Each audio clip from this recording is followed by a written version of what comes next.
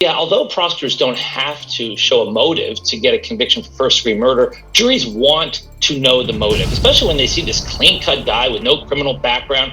They want to know why he did it. Now, I think it's coming into focus why he did it. He seemed to be a devotee of serial killers and crime. I mean, he studied under the BTK's autobiographer. I mean, he was so interested in true crime that looks like he wanted to be the center of his own story.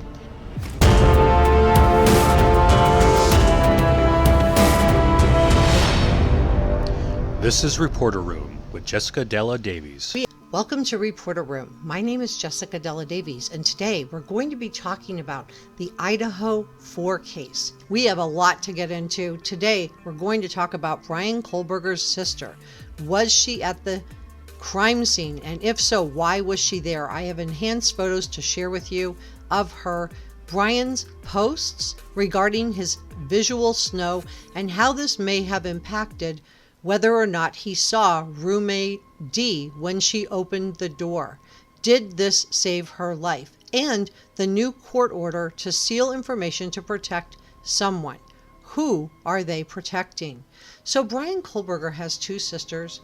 One is named Amanda, and she is the one who acted in the slasher film. The other sister is named Melissa, and she is a mental health counselor.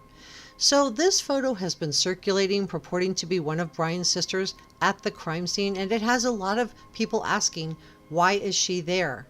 So first of all, if it is one of Bryan's sisters, and I'm going to let you decide that for yourselves, she was with his defense attorney. I do believe this blonde woman is his defense attorney, and I think that this may be someone who is part of the defense team and is simply recording the scene for the upcoming trial. With that said, I don't think this woman is either of Bryan's sisters. However, I want you guys to decide for yourself. Let me know who you think it is in the comment section below. Let's look at the original photo. Here is an enhanced photo of Amanda, who is the sister who appears in the slasher film. Now let's go back to the photo who is standing with who I believe is Bryan's defense attorney. Now here is a photo of Bryan's other sister, Melissa, who is a mental health counselor. What do you think? Do you think there is a resemblance?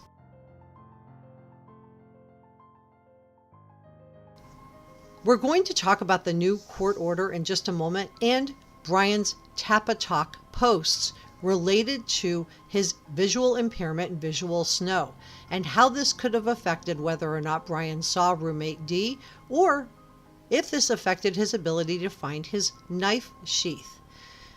So stay with me because we have a lot to get into today, and I want to share everything with you. Everything I'm sharing with you today is my opinion, and opinions are not facts. So please don't send any negativity to anyone, anytime, anywhere. Let's be kind and good to each other. This video is for educational and entertainment purposes only. Please subscribe, hit the notification bell, and give this video a thumbs up so I know you were here. Bryan's Tapatalk posts have gone viral following his arrest. So Bryan was on here as early as 2009 claiming to have experienced a syndrome called visual snow. Did visual snow affect whether or not Bryan saw roommate D? So he uploaded on this platform under the username XR.those with visual snow. So let's take a look at Bryan's account and talk about visual snow and consider that this may have saved D's life. So on November 7th in 2009, Bryan gave a detailed explanation. He said that, quote, "It seems to be in my left eye peripheral, flickering like when you look at the sky, but it's ignorable. I thought I was losing the vision, but nah, it's just the flickering light." So peripheral vision is your side vision. So Bryan may be able to see perfectly well when looking straight ahead, but his peripheral vision may be somewhat impaired. So did Bryan simply not see roommate D standing in the doorway when she froze in shock in the wee hours of November 13th? Did this account for Bryan's difficulty in being able to locate his knife sheath? Because as I shared with you in my last video, I do believe that Bryan returned to the crime scene. Bryan also posted about his visual snow, quote, "When you look up at the sky, it's severe. Do you ever experience that it in your peripheral vision? I noticed it and I thought I had some light in the vision, but it was just the snow flickering like usual." On July 4th of 2011, Bryan explained that he had been experiencing, quote, "horrible depersonalization for 2 years." So it sounds like there was more going on here than just vision impairment. It sounds like he needed some kind of psychological intervention. Many of the forum users were really kind. They encouraged him to see an ophthalmologist. Bryan responded back saying he was going to see the doctor, adding that at a point you pass something, it gets deformed slightly as if something flickers over it. I can feel this somehow in my eye, but I will see a neurologist in 4 days. And in the lengthy post, Bryan also reveals some, what I believe leads up to this whole black pill that I shared with you this week in another video. So he calls himself a, quote, "organic sack of meat with no self-worth." And he explains that he does not feel like he can connect with his family as he was, quote, "stuck in this void of nothing and felt no emotions." So I don't know. What do you think? Do you think that Bryan is showing signs early on of being sociopathic? Because he writes, quote, "As I hug my family, I look into their faces, I see nothing. It is like I'm looking at a video game, but less. I feel less than mentally damaged. It is like I have severe brain damage. I am stuck in the depths of my mind."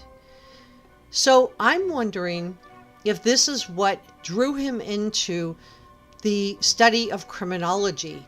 If he saw in BTK and in Ted Bundy and some of these other types the same kind of mindset that he himself was experiencing, because it sounds like he was devoid of empathy. It sounds like he was devoid of love. And this is really common in sociopathic personality types. So let's talk about that court order. Who needs protection and why, since Bryan is still in jail? Do you think Bryan missed seeing roommate Dee that night because she was hidden behind Bryan's peripheral snow visual disturbance? Because visual snow syndrome is not something that goes away on its own. The visual disturbances are not likely to just get better unless they're treated, and this would involve medications like an anti-epileptic like Dilantin or antidepressants like Lexapro. The cause of visual snow syndrome is really not known, and experts think that it may be some kind of difficulty in the brain's visual processing center. So let's talk about the court order. Authorities have temporarily sealed the search warrant for Bryan Kohberger's Pullman, Washington apartment, and they are claiming that releasing the details could go to end the investigation and create, and this part is really bizarre, a threat to public safety. Wow, I don't know whose public safety and why. We know Bryan's apartment in Pullman, Washington was searched by law enforcement for evidence in this investigation, and the court documents filed the same day as his arrest, quote, "compelling circumstances warrant the temporary sealing ordered in this matter." So this information is going to remain secret until at least March the 1st. And the language in the court document is making me wonder what kind of threat to public safety and what kind of invasion to the privacy of witnesses, victims, and victims' families are they talking about? Let's continue digging in for just a moment. The document also states, quote, "premature public disclosure of the details of this law enforcement investigation will create serious and imminent threat to effective law enforcement and could result in the premature end of this investigation, which could create a threat to public safety. This matter is in the investigative stage, and while criminal charges have been brought, those charges are not yet publicly known.